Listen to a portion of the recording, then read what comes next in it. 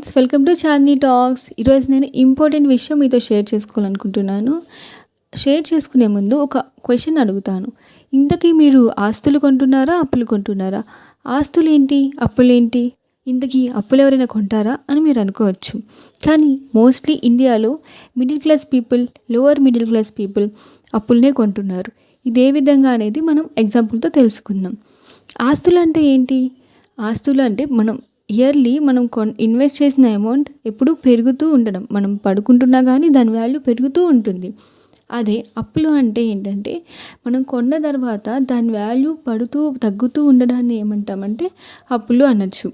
ఇప్పుడు ఈ జనరేషన్లో అసలు ఆస్తులని మనం ఏ విధంగా మనం చెప్పచ్చు అంటే, మన చుట్టుపక్కల ఉన్నదాన్ని అవగాహన చేసుకొని దానితో మనం బిజినెస్ ఏ విధంగా పెట్టవచ్చు, ఏదైతే బాగుంటుంది అని ఆలోచించి మనం బిజినెస్ అనేది స్టార్ట్ చేస్తే అది చాలా బిగ్ ఎసెట్ అవుతుంది. అది మనకు బిజినెస్ అనేది రిస్కీ, నేను చేయలేను, జాబే చేసుకుంటుంది. అది మనకు బిజినెస్ అనేది రిస్కీ, నేను చేయలేను, జాబే చేసుకుంటాను, ఇదే బెటర్ అనుకునే వాళ్ళకి ఇంకా షేర్ మార్కెట్, స్టాక్స్ కూడా బిగ్ ఎసెట్ అని చెప్పొచ్చు. అదేంటి అంటే మనం ఆల్రెడీ గ్రో అవుతున్న కంపెనీస్లో మన షేర్ అనేది ఉంటే అది గ్రో అయినప్పుడు మన షేర్ వాల్యూ కూడా పెరుగుతుంది. సో ఇది కూడా చాలా మంచి ఎసెట్. ఇంకోటి ఇంకా ఏం చెప్పొచ్చు అంటే స్కిల్స్.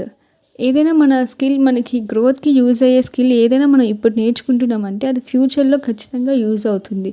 ఆ స్కిల్స్ ఏమని చెప్పొచ్చు అంటే వెబ్ డెవలప్మెంట్ కానీ, డిజైనింగ్ కానీ, ఆర్ట్స్ కానీ, ఇలా యూట్యూబ్ కానీ రకరకాలుగా మనకి స్కిల్స్ అనేవి మనం నేర్చుకోవడానికి ఉందండి chance. Rich dad poor dad book ప్రకారం ధనవంతులు ఆస్తుల్ని కొంటారు. ఆస్తుల్ని కొని ఆ వచ్చిన డబ్బుతో ఈ ఉంటాయి కదా, ఈ కార్స్ అని, బంగ్లాస్ కానీ ఇవన్నీ చేస్తూ ఉంటారు. కానీ మిడిల్ క్లాస్ పీపుల్ అప్పుల్ని కొని దాన్ని తీర్చడానికి లైఫ్ లాంగ్ స్ట్రగుల్ అవుతూ ఉంటారు. అది ఫ్రెండ్స్, మీకు అర్థమైంది కదా డబ్బుల్ని సమర్థవంతంగా ఎలా ఉపయోగించాలనేది. ఇలాంటి విషయాలు ఇంకా తెలుసుకోవాలని సబ్స్క్రైబ్ చేసుకోండి.